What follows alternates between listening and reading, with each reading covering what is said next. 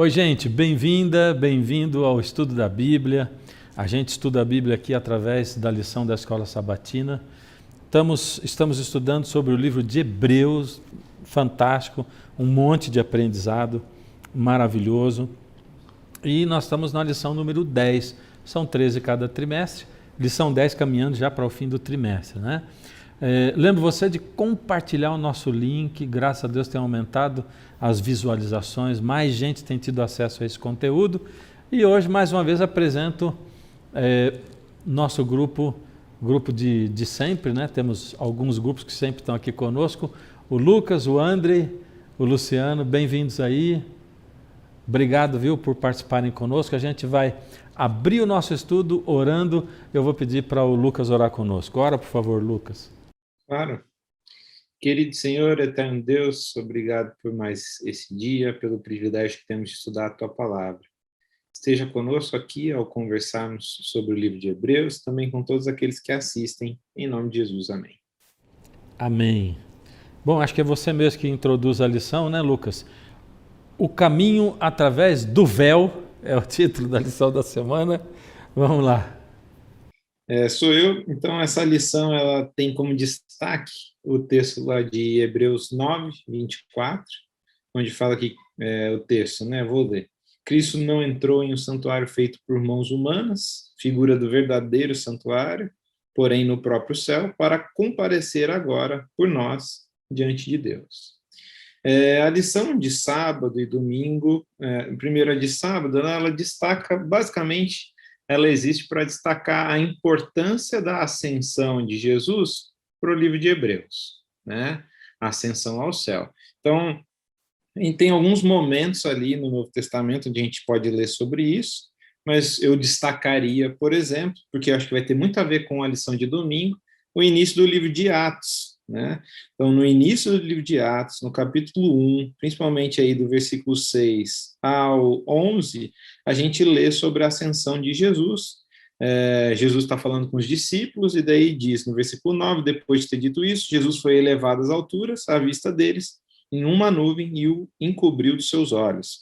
E daí os discípulos voltam do Monte das Oliveiras, né, que é onde acontece a ascensão, para Jerusalém, e daí eles ficam aguardando em espírito de oração algo que Jesus havia prometido, que é dito lá no capítulo 1, um pouquinho antes do que a gente leu, que ele fala, né, não se afastem de Jerusalém, versículo 4, desculpa, não se afastem de Jerusalém, mas esperem a promessa do Pai, a qual vocês ouviram de mim. Daí, que promessa é essa? Ele fala no 5, porque João batizou com água, mas vocês serão batizados com o Espírito Santo dentro de poucos dias. E essa dentro de poucos dias é o elo aí para a lição de domingo, né? Que a lição de domingo destaca que existiam 3 festas no calendário judaico, né? Onde o povo de Israel deveria ir para Jerusalém e levar uma oferta, né? Lá no primeiro parágrafo ele já fala a festa da Páscoa, a festa das semanas e a festa dos tabernáculos, né? E a lição, acho que prudentemente, felizmente, né, traça o paralelo dessas festas com a experiência aí dos últimos dias de Jesus. Então, sem querer soar alegórico, né, mas em certo sentido, a experiência do descendente, ela tem paralelo, sim, com a experiência dos descendentes. Isso é uma coisa já de Gênesis 3,15, né, quando fala lá do descendente pisando na cabeça do serpente, a palavra zera, semente, ela tem sim uma conotação individual, mas também coletiva. Quando a gente vai para Isaías e estuda sobre o servo sofredor, né, antes da gente falar, o servo é Jesus, quando a gente lê todos os cânticos, que não é só um cântico, mas todos os cânticos sobre o servo sofredor, eles têm uma, entre aspas, confusão de identidade de quem é esse servo. Porque em vários momentos, claramente em Isaías, o servo é o povo de Israel. E em vários outros momentos daquela sessão, o servo não é e nem tem como ser o povo de Israel, porque ele é um instrumento para o benefício de Israel e do mundo. Então, quem é o servo? Né? É um ou são vários? Quem é o descendente? É um ou são vários? E essa relação, né, e eu gosto de falar disso, dessa identificação do servo, indivíduo com os servos, né, povo, é muito importante, e aqui ela não é diferente. Jesus morre, a lição coloca, né, de novo, felizmente, no período da Páscoa, e daí, né, na Páscoa, desde lá do episódio no Egito, o povo, né, depois de cerca de 40 dias, né, ou melhor, de 7 semanas, né, e por isso que a festa aqui das semanas ela é chamada de Shavuot, né, em hebraico, então a festa das semanas, ela vai culminar no recebimento da lei no Monte Sinai. Então o povo é liberto do Egito e depois de aproximadamente 40 e poucos dias, 50 dias, né, por isso que é o nome Pentecostes, dado posteriormente, eles recebem a lei no Sinai. Então, esse é a base para a experiência agora dos discípulos aqui, né? Jesus morre no período da Páscoa e depois de aproximadamente, né, 50 dias, o que acontece? A promessa que Jesus havia feito sobre a vinda do Espírito se concretiza, né? E eu sei que é meio só, né, conceito, assim, mas eu acho muito legal essa relação entre os dois eventos, né? Entre não só a Páscoa, né, da libertação do Egito, como a morte de Jesus, mas acho que essa não é a ênfase principal aqui, mas das festas do Pentecostes e de Shavuot, né? Eu selecionei aqui algumas citações interessantes da tradição judaica. Então, por exemplo, né, tem várias coisas no Pentecostes que se assemelham com o Sinai, né? Então, a gente ouve um ruído como um vento violento lá em Atos 2, e lá em Êxodo 20, 18, a gente tem o trovão e etc. Tem fogo nos dois eventos. Daí tem um escrito da tradição judaica, um midrash chamado Shemot Rabbah, ele fala assim, olha que interessante, sobre Êxodo 20, né? Ele fala assim, uma voz foi dividida em 7 e elas foram divididas em 70 línguas.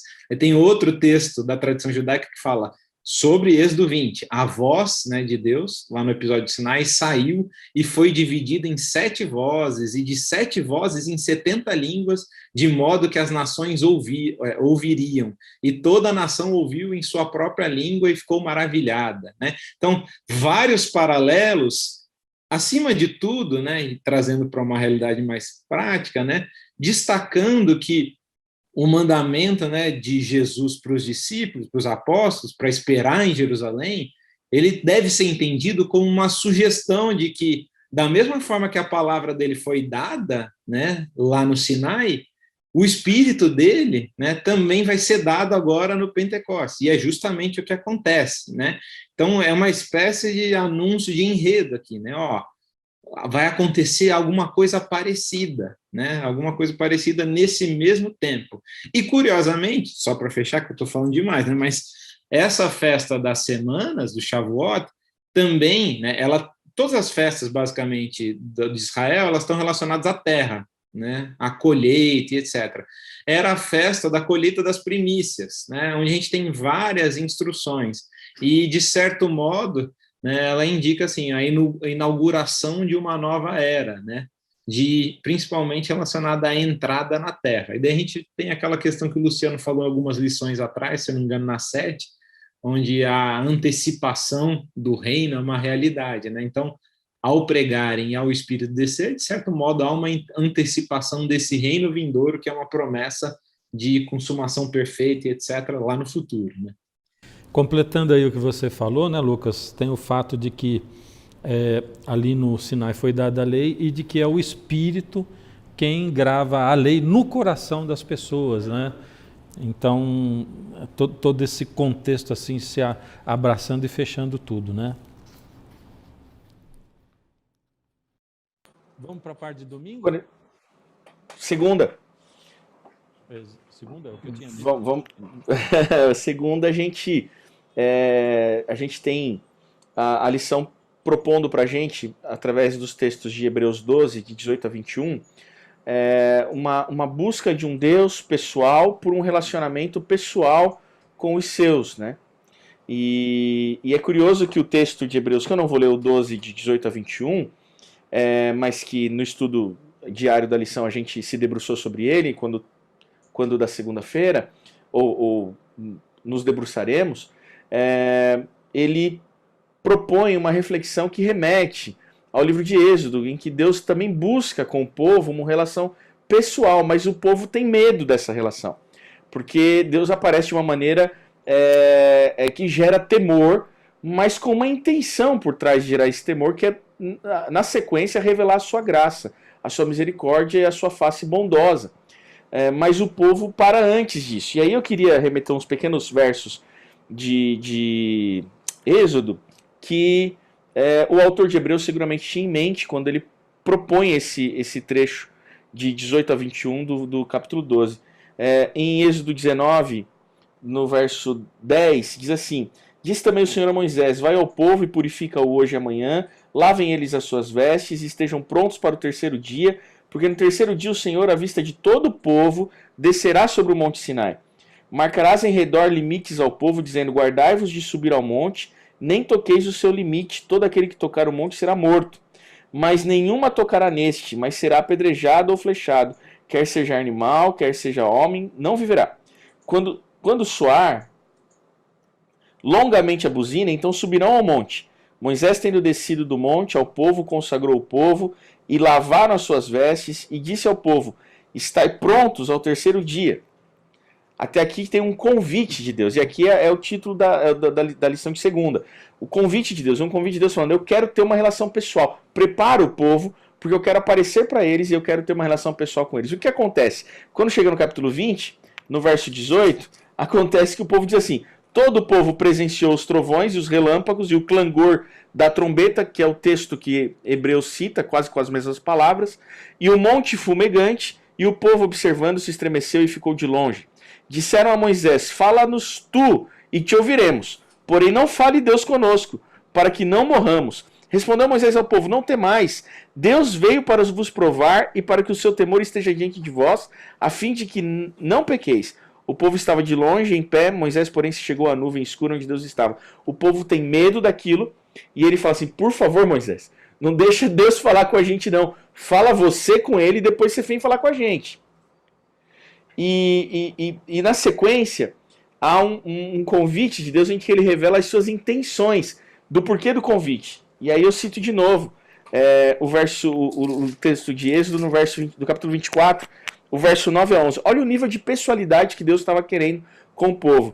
Quando chega no 9, verso 9 do capítulo 24, diz assim: E subiram Moisés, e aí sobe os líderes, né? Os líderes decidem subir. E subiram Moisés e Arão, e Nadab e Abiú, e 70 dos anciãos de Israel, e viram o Deus de Israel, sob cujos pés havia uma como pavimentação de pedra de safira, que se parecia com o céu na sua claridade.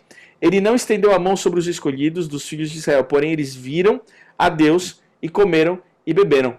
O convite de Deus era: venha, que eu quero comer e beber com vocês. Eu quero que vocês comam e bebam na minha presença. Que convite mais pessoal do que sentar-se à mesa. E por fim, as intenções de Deus são reveladas. Aqui eu concluo a minha parte dessa provocação de segunda. Em Êxodo, no capítulo 34, você tem revelado as intenções de Deus com esse convite. No verso 4 a 8, quando diz assim: Lavrou, pois, Moisés 2 tábuas de pedra, como as primeiras, e levantando-se pela manhã de madrugada. Aqui já tinha acontecido uma porção de coisas, o bezerro de ouro, Moisés intercedendo pelo povo, enfim. No verso 5, tendo o Senhor descido na nuvem, ali esteve junto dele e proclamou o nome do Senhor. E passando o Senhor por diante dele, clamou: Senhor, Senhor, Deus compassivo, clemente, longânimo e grande em misericórdia e fidelidade, que guarda a misericórdia em 1000 gerações, que perdoa a iniquidade, a transgressão e o pecado, ainda que não inocente o culpado, e visita a iniquidade dos pais nos filhos, e nos filhos até a 3ª geração. Imediatamente curvando-se, Moisés para a terra o adorou. E aqui fica o fechamento dessa parte segunda. Deus, ele convida, o povo tem medo. O convite de Deus é de uma intenção de relacionamento, do mais íntimo relacionamento com o seu povo amado. E as intenções dele é se revelar como um Deus longânimo, bondoso, generoso, clemente, que ama, apesar de não inocentar o culpado, mas ele ama, perdoa, mas o povo temeu. O povo perdeu a chance de ter uma experiência real e pessoal com Deus porque teve medo. E aqui fica a reflexão: só teme o juiz quem não conhece a graça. Ou também, só teme o juízo quem não conheceu a graça. Então a gente só teme o juízo se a gente não conheceu Jesus. Quem conheceu Jesus não tem como ter medo do juízo. O juízo não pode ser amedrontador para quem conheceu a graça. Para quem conheceu a longanimidade, a bondade, a misericórdia reveladas no Filho, no Cristo. E aí a lição vai continuar, e na quinta-feira a gente volta para falar disso, porque o Paulo vai apresentar em Hebreus esse Cristo como a chave para acessar a presença de Deus. Mas aí eu deixo para a gente quando a gente chegar lá. E é interessante, André, que você estava falando isso, porque aquela frase, né? Ele é misericórdia, mas é justiça. Ela existe para que você, ele é misericórdia, ter essa sensação positiva, mas é justiça. Opa! Só que não é essa sensação de medo, né? A reação de assombro, né? Mas não é essa reação a partir dessa realidade, né? A reação ele é a misericórdia, puxa, que maravilha. E a justiça, que maravilha também, né? Que maravilha. Até porque uma coisa não se separa da outra, uma coisa deve ser entendida junto com a outra, né? Exato. Então, perfeito. É isso. A reação de Moisés depois que Deus se revela, né, de prostrar e ter a certeza de que Deus vai acompanhar o povo, apesar das suas insuficiências, dos seus pecados, né? Então, isso é muito legal, né? Se Deus fazer justiça, é Deus agir com misericórdia, né? E isso é um mistério para a gente, é meio difícil de compreender às vezes. Mas é motivo da gente celebrar e se alegrar, né? Porque justiça é misericórdia e misericórdia. De maravilhamento, né, Luciano? Quando você vê esse relato, é como se Moisés estivesse já agradecendo antecipadamente que Deus vai fazer aquilo que ele está pedindo. Então ele já se pode falar, muito obrigado, já te agradeço desde já, né? Quando ele intercede pelo povo. E essa é a intenção desde o início, como você está colocando, né, André?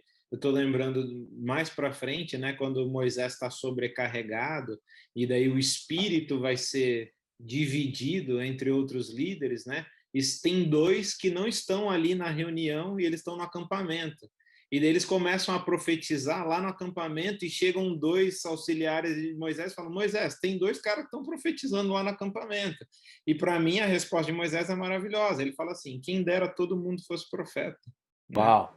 E é isso, Uau. né? Quem dera todo mundo fosse profeta, quem dera todo mundo não tivesse medo e se comunicasse com Deus, quem dera não precisasse de nada disso, né? Vocês não temessem. Etc. Linkando aí o que vocês estão falando, né? Aqui no final da lição de segunda, tem uma perguntinha ali com duas opções, né? Por que o povo teve medo de se encontrar com Deus? Aí a primeira opção é porque o povo sabia que Deus ia destruí-los, lógico, essa não é certa.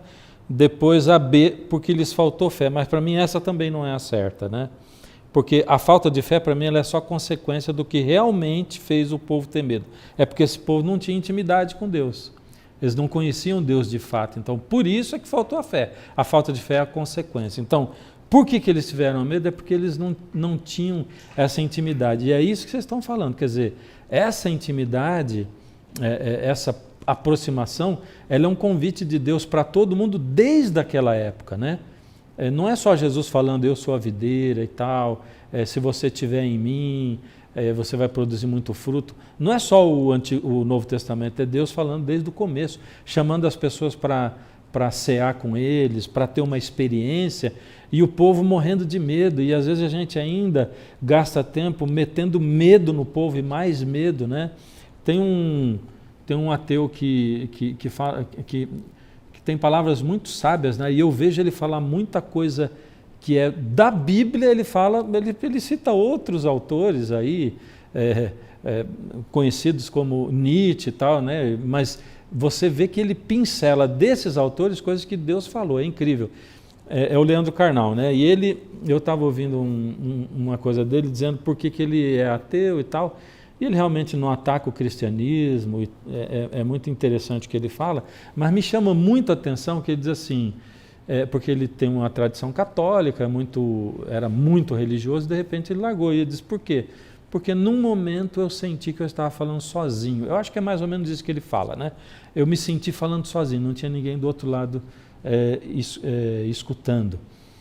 E para mim esse é o grande problema da maioria das pessoas da geração de hoje, dessa nova geração que a gente tem. Falta intimidade com Deus, falta relacionamento e falta eu não estou criticando o Leandro Carnal, de que foi porque faltou aquele. O que eu estou dizendo é o seguinte, que puxa, essa coisa de falar, de ouvir Deus falar, de ter esse relacionamento íntimo, de mesmo quando Ele não está respondendo, você ainda parar e dizer, peraí, eu vou ouvir Deus fala através de várias formas, né?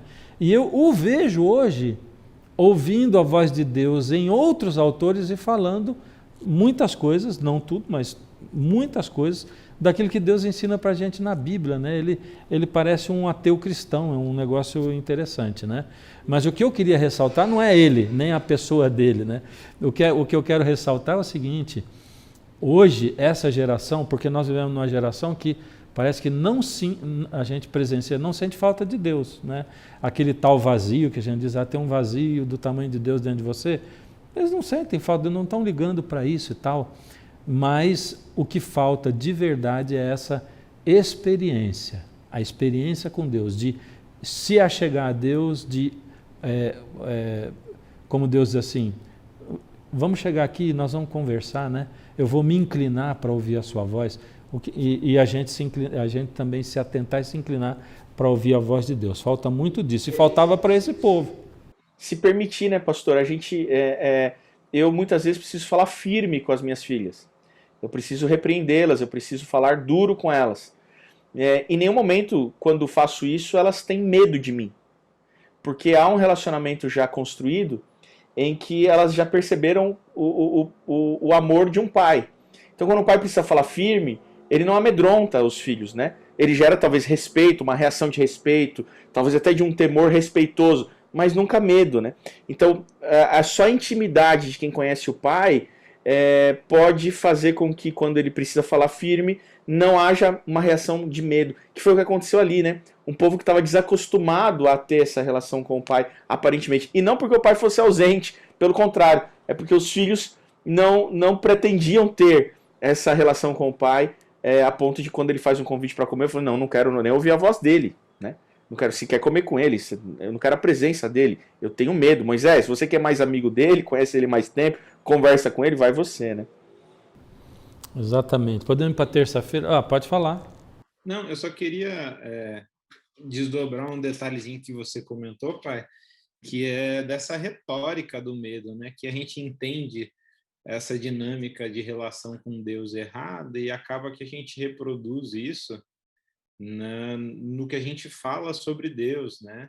Então a gente apresenta muitas vezes um Deus, né, amedrontador no sentido de retórica de medo. Então é a dinâmica de Nabucodonosor na fornalha, né? Se vocês não obedecem, vocês vão ser mortos, né? Só que no Sinai acontece justamente o oposto, né? Vocês foram libertos. E agora, libertos, eu quero me relacionar com vocês. Isso é completamente, né, revolucionário, né, para a realidade que Israel está inserido. Não é assim, vamos obedecer, senão vai acontecer isso com você, né? E o Andrei mencionou aí a questão familiar aí, né? E eu acho que eu tenho lido bastante sobre isso. Hoje em dia, muito se fala sobre, né, ameaça, né? E muitas vezes na nossa relação com os filhos há o risco de virar um negócio de ameaça, né? Faça isso, senão vai acontecer tal coisa, né? Então, isso é retórica do medo, né? Então, vai na igreja, faça isso na igreja, se vista assim, senão vai acontecer tal coisa, né? Então, essa não é a retórica divina. A retórica divina é assim, é graça antes de qualquer coisa. Antes de qualquer coisa. E agora eu quero me relacionar com você. Eu te recebo assim, porque eu ajo com misericórdia, né? E eu acho que, assim, essa ação divina deveria ser o maior motivo de assombro da nossa parte, né? Porque como assim, esse que é o Deus, o Criador, que fez tudo perfeito, e nós só fizemos besteira, nos recebe assim e trata a gente assim, né? E isso sim dá medo. E a gente é craque em multiplicar mandamento, né? Muito craque, né? Uns dias aí atrás, uma pessoa chorando, falando comigo sobre comunhão, né? Ia dizendo assim, chorando, começou a chorar. Por quê? Mas por que você está chorando? É porque eu não consigo, porque tinha uma ênfase aí, né? Assim, a primeira parte, quando você levanta de manhã, a primeira parte do teu corpo que tem que tocar no chão são os seus joelhos, né? E ela chorando por isso, eu não consigo, porque se eu descer da cama e ajoelhar, eu vou dormir, então eu tenho que ir antes, tenho que lavar o rosto, às vezes até tomar banho para depois ter a comunhão. E ela estava chorando, se sentindo culpada, né? Sendo que, puxa vida, né? Inventar mandamento, né? Quer dizer, se você está indo para um relacionamento com Deus, você está se sentindo culpado porque você tem que tomar banho antes, né? Quem disse que tem que ser a primeira parte do seu corpo, tem que ser o joelho, né? Então nós temos que tomar muito cuidado, né? E entender esse Deus que deseja a nossa companhia, ele se dispõe a estar na nossa companhia, né? Então vamos lá, terça-feira. Acho que vou pegar um gancho que vocês estão falando, né? A parte de terça-feira fala da necessidade de um véu e vai falar sobre o santuário, né? E o véu como algo que dividia, né? Colocava um limite, mas também dividia o lugar santo do Santíssimo, se referia também às vezes à cortina do santuário, à área externa do santuário. E aí a gente traz isso junto do que vocês estavam comentando, né? Desse esforço divino de querer se aproximar dos seres humanos. A realidade é que depois da entrada do pecado, depois que Adão e Eva pecam, né, acontece uma separação, é criado um abismo nesse relacionamento entre Deus e ser humano, por causa do pecado. O pecado e Deus são incompatíveis, né? O pecado e a santidade de Deus não podem ocupar o mesmo espaço, né? Não tem como. Tanto é que eles são afastados da presença de Deus logo quando eles pecam lá no Jardim do Éden, onde Deus andava na viração do dia e tinha proximidade com eles, né? E através do santuário, Deus ele tenta colocar uma ponte, né, sobre esse abismo, tenta conectar-se novamente com a humanidade, ele quer compartilhar, inclusive o espaço físico, né, com os seres humanos. Esse é um negócio muito bonito, né, do Criador querendo habitar com o seu povo, com os seus filhos. E aqui a gente está falando de um povo que era escravo e agora Deus decide habitar em uma tenda, assim como aqueles ex-escravos, né, que agora estão experimentando a liberdade por causa de Deus, também habitavam em tenda. Ou seja, não era um alto status, né? Para Deus era o contrário disso, né? Era se rebaixar para poder se fazer presente. Mas, ao mesmo tempo, essa presença de Deus, e isso vai ser uma realidade tanto para Moisés quanto para outros grandes personagens da Bíblia, outros profetas, a presença de Deus, ao mesmo tempo que é algo desejado, por causa da realidade do pecado, ela é algo também temida. Por quê? Porque Deus mesmo vai falar, depois do episódio do bezerro de ouro, né, para Moisés quer ver a face de Deus, quer ver a glória de Deus, Deus fala, olha, ninguém pode ver a minha face e continuar vivo, né? Isaías, né, quando ele tem a visão do trono de Deus, ele vai falar, santo, santo, santo é o Senhor dos exércitos e tal, mas ele vai falar, ai de mim, porque eu sou pecador. Então, na presença do Deus Santo, nós que somos pecadores, sentimos o peso da distância.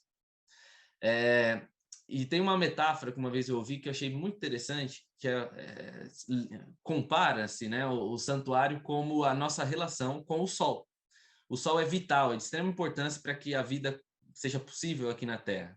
Mas a nossa estrutura, nós como seres humanos, nesse corpo que a gente tem, quanto mais próximo do Sol, pior para a gente. Esse é um lado negativo, né? Porque a gente não está preparado para estar perto do Sol. O nosso corpo não tem essa estrutura. E da mesma forma, a aproximação de Deus exige adaptações. E então, essa divisão do espaço, né? Quem vai acessar o lugar santíssimo, onde fica a presença de Deus, né? A Shekinah, sobre a Arca da Aliança, né? Você tem a divisão do Santíssimo, do lugar santo, do pátio, tudo muito bem orquestrado, tudo muito bem instruído por Deus, né? Até aqui, o altar, o povo pode se achegar. E o altar vai ser o meu lugar de se conectar com o povo como um todo. Mas dentro da tenda especial, vai ser através do sacerdote. E o véu, então, ele era uma dessas marcações, mas eram as diversas marcações que limitavam a presença ou o acesso a esse Deus, que é santo e que estava tentando se adaptar para viver com os pecadores.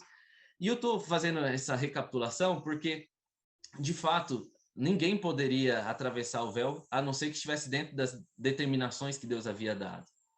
Mas, ao mesmo tempo, lá em Hebreus, no capítulo 10, Paulo vai dizer que Jesus, ele é o nosso véu.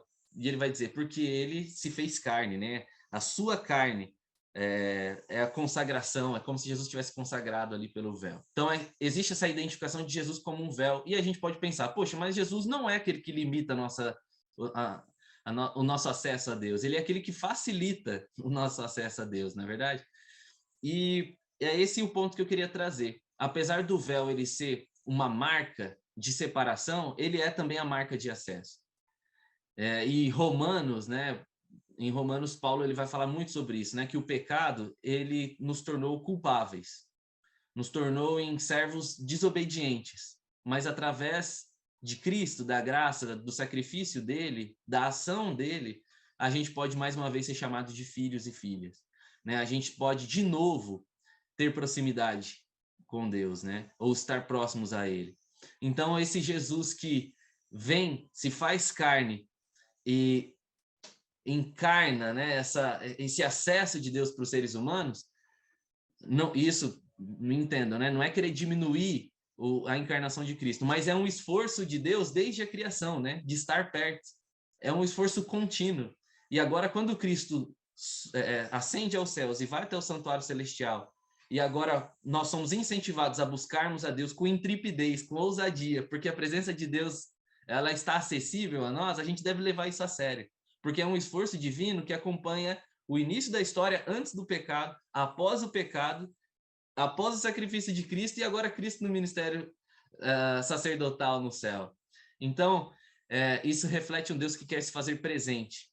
E esse aparente limite, que foi criado por causa do nosso pecado, ele é transposto pelo mesmo Deus que criou todas as coisas, que não tem culpa do nosso pecado, mas que se fez solução para que a gente pudesse novamente acessar a sua presença e desenvolver um relacionamento próximo, íntimo, pessoal com esse Deus maravilhoso.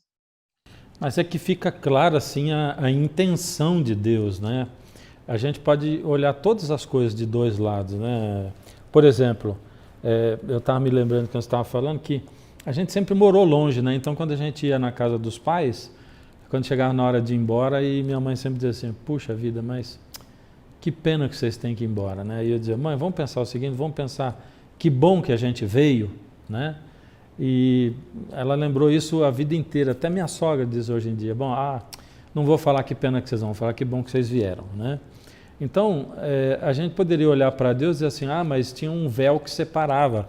Mas o véu só separava porque Deus estava lá. A intenção dele era de estar ali, de conviver junto com o povo. E isso já foi assim, meio que prefigurado, né? Quando Moisés está diante de Deus e que ele pede para ver a glória de Deus, né? E aí Deus, a Bíblia diz que Deus faz passar diante dele toda a sua bondade, que essa é a glória de Deus, é a sua bondade, né? Mas Deus põe a mão na frente, né? Naquele momento a mão de Deus é o véu que separava Moisés da glória, da presença da glória de Deus, né? Então, mas esse não era um Deus que, nós não lembramos de Deus como aquele, Deus é aquele que colocou a mão para Moisés não vê-lo, não. Esse é o Deus que aceitou o desafio de Moisés e que desfilou a sua glória diante dele, embora ele tivesse colocado a mão, e que foi tão fantástico que Moisés desceu com o rosto brilhando do monte, né? Isso foi prefigurado ali naquele momento. Se eu puder fazer a ponte para quarta-feira, porque o que o Luciano falou é a deixa aqui para mim, né? O Luciano destacou aí belamente esse fator fundamental que é a gente ter acesso, né, por meio de Jesus, né? E essa é a ênfase do versículo 19, que começa a sessão da quarta. Fala assim, eu acho muito legal a maneira como Paulo escreve aqui, né? Ele fala, portanto, meus irmãos, tendo ousadia para entrar no santuário, pelo sangue de Jesus, pelo novo e vivo caminho que ele nos abriu por meio do véu, isso é, pela sua carne, e daí tendo um grande sacerdote sobre a casa de Deus, aproximemo-nos com um coração sincero, em plena certeza de fé, e ele continua. Então, ousadia de entrar onde não entrávamos por meio do quê? Dele, do sacrifício dele, da carne dele, que é o véu, né? E agora ele abre, só que ao mesmo tempo ele também é o sacerdote. E a lição vem fazendo uma diferenciação aí de antiga e nova aliança, e eu acho muito importante, né, a gente entender isso. A nova aliança, esse novo caminho, é o caminho de sempre, né? A nova aliança é a aliança eterna. O novo caminho é o caminho eterno. O Cordeiro é morto desde a fundação do mundo, né? Então, entre aspas, né, o novo não tem a ver com uma qualidade temporal, né? Mas novo tem a ver com outro sentido de novidade, né? De qualidade, não de precisão temporal. E é interessante que isso já é uma realidade anterior. Por exemplo, o povo de Israel está no exílio e a situação é, assim, terrível, né? O povo está na Babilônia e, no contexto da Babilônia, um profeta, chamado Jeremias, ele traz uma seção no livro que é chamada de Livro do Conforto, onde aparecem só promessas de restauração, né? E de novidade, né? Promessas já anteriores para Israel. E dentre essas promessas, parênteses, talvez uma das coisas que deixem Daniel atordoado em relação aos períodos de tempo seja isso também, né? Não só voltarem do exílio para a Terra Prometida, mas também isso que está aqui no capítulo 30 que eu queria ler, mas parece que existe uma promessa, né? Uma promessa que enfatiza a dependência de um príncipe, de um herdeiro, que seria o acesso a Deus. Em Jeremias 30, 21, nessa seção do conforto, tem um texto que fala assim, o seu príncipe procederá deles, do meio deles sairá o que há de reinar. E daí, essa seção final do versículo 21. Farei com que ele se aproxime, e ele chegará perto de mim. Pois quem por si mesmo ousaria aproximar-se de mim? Então, esse texto é interessante, primeiro, porque tem 3 vezes aproximar, só que mais interessante é que em hebraico tem, dessas 3, 2 são uma palavra, nagash, e a outra é karav. Karav tem uma forte relação, né? Na verdade, em hebraico, os substantivos vêm de verbos, né? E o substantivo korban, que é oferta, sacrifício, ele vem do verbo karav, que é aproximar. Já só nisso a gente já teria muita coisa interessante para pensar, né? Só que há uma possibilidade de tradução desse versículo 21 da seguinte maneira: Deus falando sobre esse príncipe do qual Israel dependia, né? O que restauraria Israel. Eu o sacrificarei e aí será possível se aproximar de mim. Pois quem de si mesmo pode se aproximar de mim, né? Então, já antes, falando da dependência do sacrifício, né, desse herdeiro, desse príncipe, e aí o acesso a Deus sendo possível, porque de si mesmo ninguém pode se aproximar, mas só por meio daquele que se fez, entre aspas, aproximação, né? Se fez oferta, se fez sacrifício. E é interessante que lá em Atos, né, antes de Jesus ascender ao céu, e a gente entende lá a ascensão e a entrada do santuário, como Hebreus está falando, os discípulos fazem uma pergunta. Eu fechei aqui o texto. Mas eles fazem uma pergunta, a primeira pergunta ali da segunda sessão do primeiro capítulo de Atos é assim: Senhor, é agora o tempo que o Senhor vai restaurar as coisas e restabelecer Israel? E a resposta dele é meio atravessada. Ele fala assim, não cabe a vocês saber o tempo de quando isso vai acontecer. O que cabe a vocês é receber o Espírito, né? Então, essa relação de dependência dele. E no santuário, né, tudo dependia do sacerdote também, né?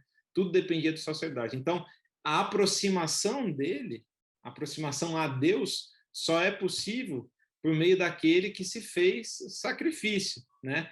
E se a gente falasse isso em hebraico, seria lindo, porque korban, sacrifício, oferta, e aproximar, karav, tem a mesma raiz, né?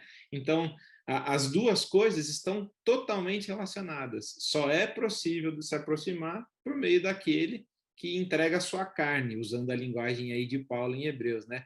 Daquele que faz do véu a sua carne, né? Ou faz da sua carne o véu, e agora a gente pode, com ousadia, né, se aproximar onde antes a gente não podia, né?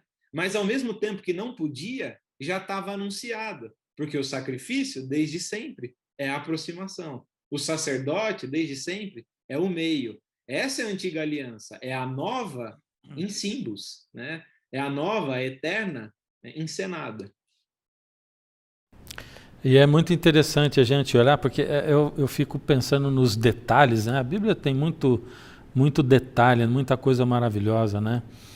E pensando que Jesus também prefigurou essa coisa, né? Do rasgar o véu, porque diz que o véu se rasgou de alto a baixo, mas antes, na ceia, quando ele estava com os discípulos, ele partiu o pão, e aquele pão é um pão sírio, ele é rasgado, né?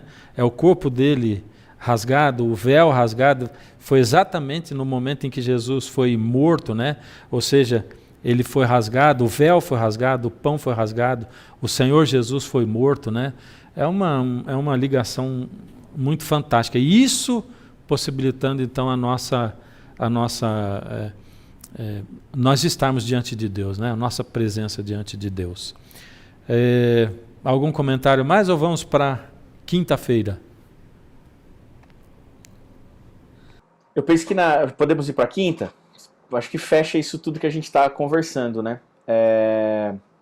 Na quinta-feira, a gente é provocado a ler Hebreus 12, 22 a 24.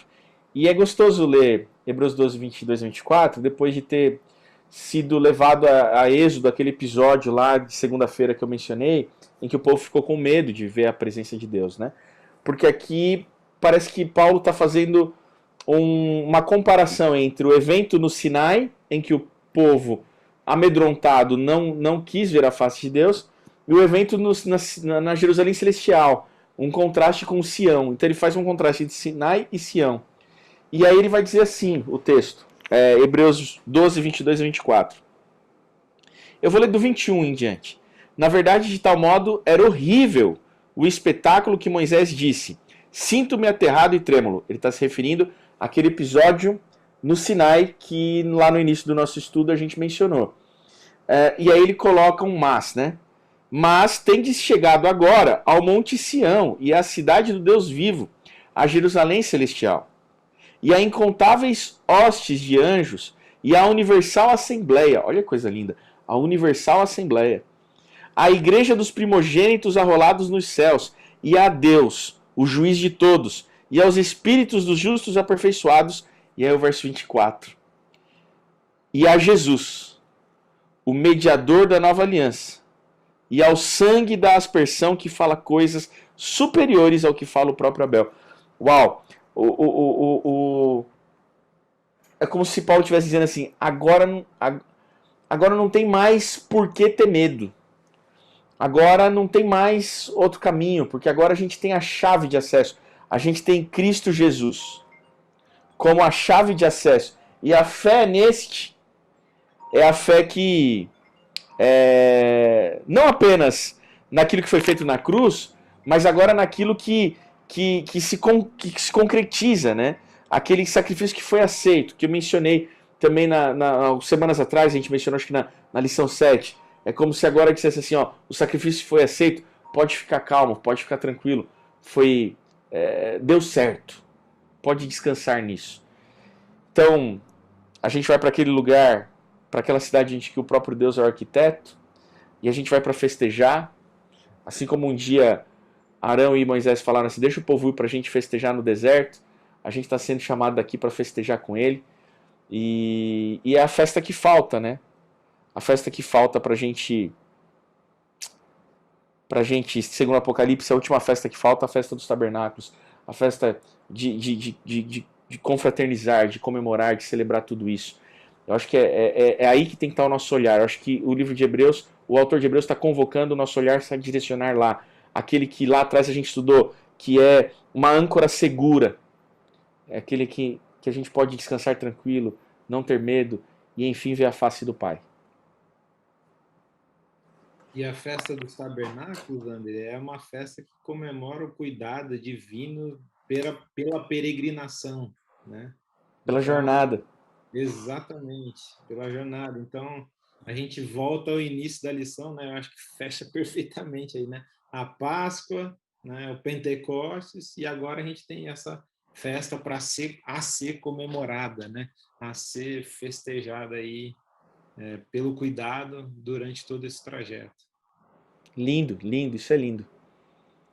Eu estava pensando aqui, né, porque tudo isso que a gente fala, ele tem o grande valor é quando a gente entende o que serve para mim hoje, né, aqui, para minha caminhada, para o dia a dia e tal, né. E para mim o que fica eu vou já dizer, né, a minha parte, depois eu vou perguntar para vocês, né. Mas o que fica para mim dessa lição é o seguinte: é Deus o tempo todo de novo buscando se aproximar do homem, né? E buscando um relacionamento com o ser humano, individualmente, como povo. O que Moisés tinha de diferente do povo? É que Moisés se relacionava com Deus, ele conhecia Deus e o povo não, embora no meio do povo também havia gente que se relacionava com Deus, né? Porque é o que Deus diz quando fala com Moisés: o clamor do meu povo subiu até mim. Tinha gente clamando, né, a Deus, intercedendo. E do mesmo jeito como Moisés, como o povo não podia, o povo principalmente só chegava ali no pátio do santuário, eles sabiam que Deus estava lá presente, mas eles não viam, eles confiavam daquilo, que a presença de Deus estava ali no lugar santíssimo, né? E de que aquele santuário estava ali todo para que Deus pudesse habitar no meio do povo. Assim também hoje nós ainda falamos com Deus sem ver a face dele, né? A gente confia que Deus está ouvindo, a gente ouve as respostas de Deus de muitas maneiras e em geral não é Deus falando audivelmente com a gente, né? A gente precisa, ao se aproximar com Deus, ler essas respostas de Deus, né? E aí Deus fala afinal assim, ó, se você continuar aceitando esse convite de estar na minha presença, de se relacionar comigo, de falar comigo, de me conhecer, de ter um relacionamento comigo como videira e ramos, você vai chegar naquele momento que você vai me ver face a face e aí nós vamos estar juntos, vamos comer juntos, e isso vai ser para a eternidade toda. Então, essa é a ligação daqui para o que vai acontecer depois, mas nessa confiança de que Deus está me ouvindo, Ele está presente, Ele está dirigindo a minha vida e eu vou poder vê-lo face a face. Eu vou perguntar para vocês, aí, o fechamento, o que vocês entendem, guardam da lição? Eu acho que, deixando aqui a minha deixa já, a ideia de que só teme o juiz quem não conhece esse juiz, né? Quem não conhece a misericórdia, a bondade, a longanimidade dele. E o que eu disse lá atrás, só teme o juiz quem não conhece a graça. Só tem medo, né? Só tem medo, né? Só tem medo, só teme o juiz quem não conhece o Cristo, o sacrifício, ou quem ainda não aceitou. Então, eu penso que a nossa vida pode ser melhor vivida e melhor celebrada e festejada, porque a gente já sabe aquilo que talvez lá atrás ainda fosse uma insegurança para alguns. A gente já sabe que o sacrifício do Cordeiro foi aceito e que ele é uma âncora segura e que a gente pode descansar na esperança de que tudo está pago, está resolvido. E agora a gente precisa viver mais uma vida com medo, né? E esse medo da face do Pai, né? E uma melhor compreensão de quem Ele é. Um Pai que ama, um Pai que é justo, um Pai que corrige quando necessário, mas um Pai que faz isso com amor e por amor, né? E é o que o pastor Fernando falou. Só conhece esse Pai quem se permite ter uma intimidade com Ele, quem se permite ter uma história de vida, de relação com Ele, e consegue percebê-lo, não só nos espaços religiosos, ritualísticos, mas consegue percebê-lo na vida, no cotidiano, porque Ele se revela de muitas maneiras, também por esses outros caminhos. Amém. Luciano? Olha, eu acho que o mais foi marcante para mim também foi esse esforço divino, né, de se fazer presente, né? E a gente olha ao longo da Bíblia, né, como isso é real, né? Deus ele vai insistindo nisso e as últimas páginas da Bíblia dizem que Deus vai ter sucesso, né? A presença dele vai se fazer presente eternamente, né? O santuário será o centro da cidade santa, né? E o santuário será o próprio Deus, não mais com um véu de separação, né? Mas nós o veremos face a face. E a gente fica olhando para o passado, para como Deus teve esse esforço de se fazer presente, olha para o futuro e vê que esse esforço também está lá. E hoje a gente não tem nada visível, assim como você estava falando, né, pastor Fernando? E às vezes a gente tende a pensar que talvez hoje a gente está vivendo numa fase meio não muito privilegiada da história, né? Porque hoje a gente não tem sinais visíveis da presença de Deus, a gente não tem o santuário como um lembrete visível, né, de que Deus está sempre com a gente, mas que nós possamos, através do Espírito Santo, lembrar das palavras de Cristo, né? De que ele falou, eis que estarei convosco todos os dias até o fim, até a consumação de todas as coisas. Através do Espírito, Deus faz presente aqui e agora. Não de uma forma que a gente possa ver. Às vezes a gente consegue nem traduzir direito como que essa presença se faz presente na nossa vida. Mas que o nosso coração possa estar sempre aberto para que Cristo se faça presente na nossa vida e seja percebido também através de nós, né? Através de nós. Amém. Lucas? Eu gostaria de destacar aí a dependência do que Cristo faz, né? Do que Jesus faz.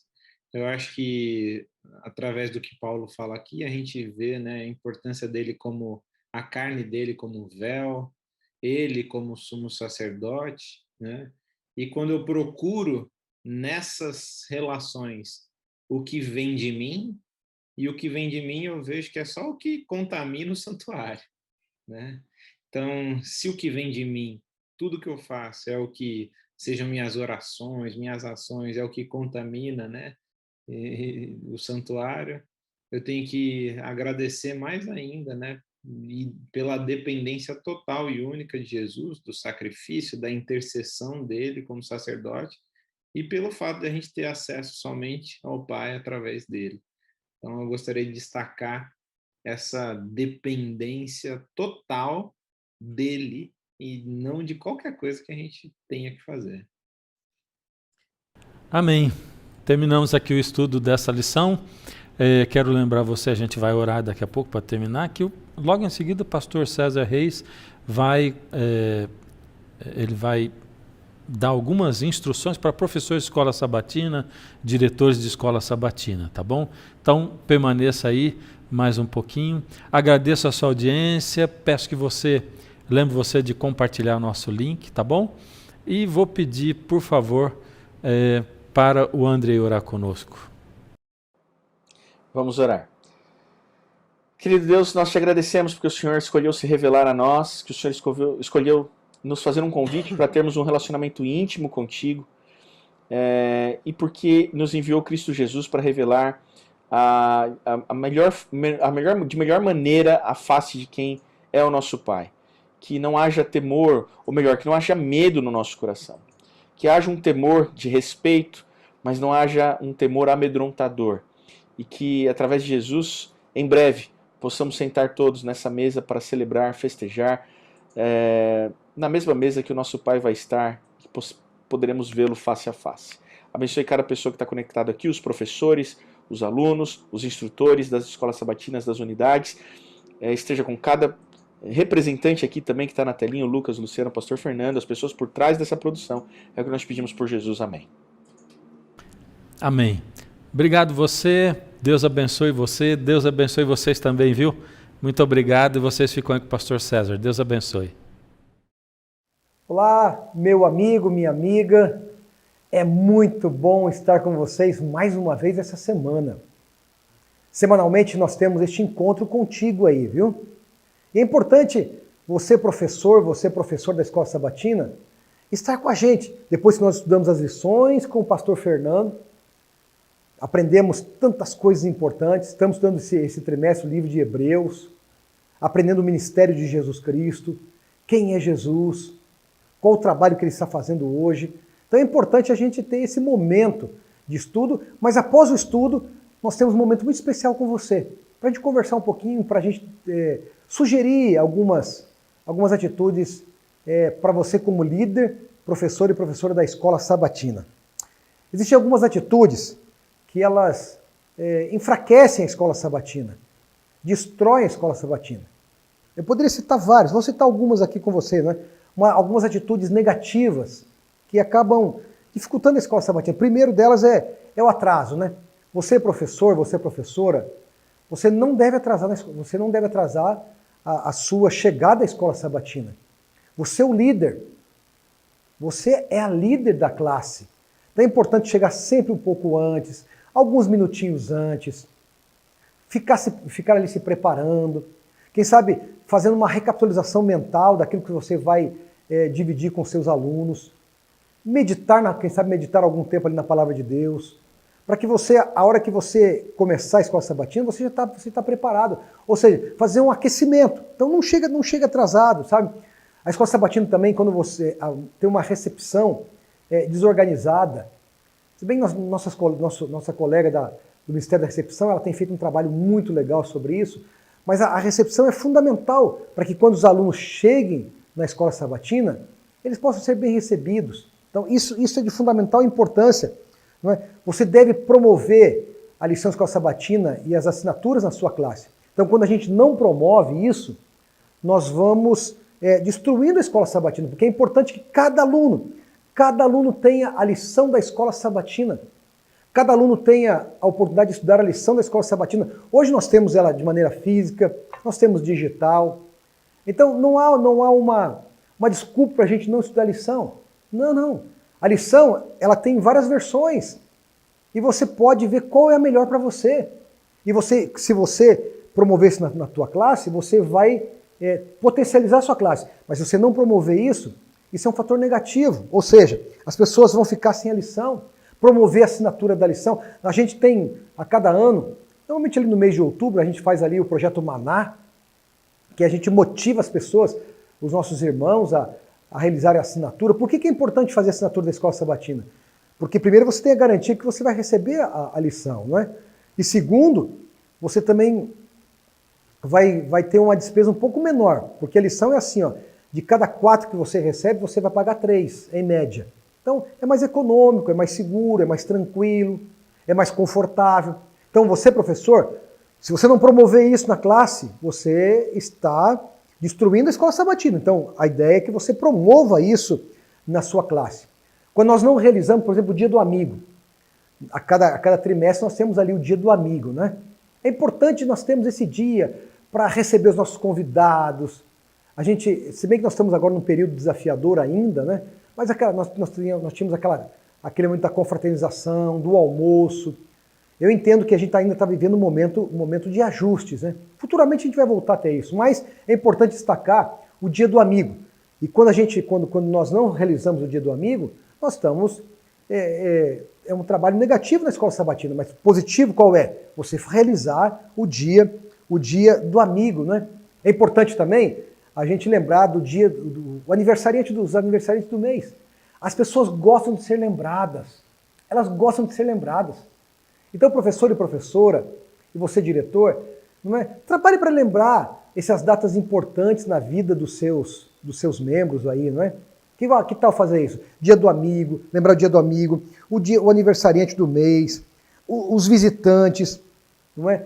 Lembrar também que o 13º sábado é uma festa na igreja. É o dia para nós lembrarmos das missões que nós temos ao redor do mundo, ou aquelas que estão bem perto de nós também. Mas é importante que, para que a escola sabatina ela tenha um bom desenvolvimento, essas atividades elas são de extrema importância para que nós não destruamos a escola sabatina, pelo contrário, possamos motivar os nossos irmãos. Então lembra aí, né? Dia do amigo, dia do visitante, fazer a assinatura das lições, não chegar atrasado, ter uma boa recepção e receber os nossos amigos com muita alegria e fazer um programa todo especial no 13º sábado. Que tal? Aceita o desafio de cumprir essas metas aí? Se fizermos isto, vamos deixar a escola sabatina mais positiva. Se não fizermos isto, a gente vai começar a destruir alguns pilares da escola sabatina. Tá bom, amigo? Tá certo, professor? Que Deus te abençoe, que Deus te dê uma bênção muito rica nesse dia e nos encontraremos aqui no próximo estudo, na próxima semana, tá bem? Um forte abraço e Deus te abençoe.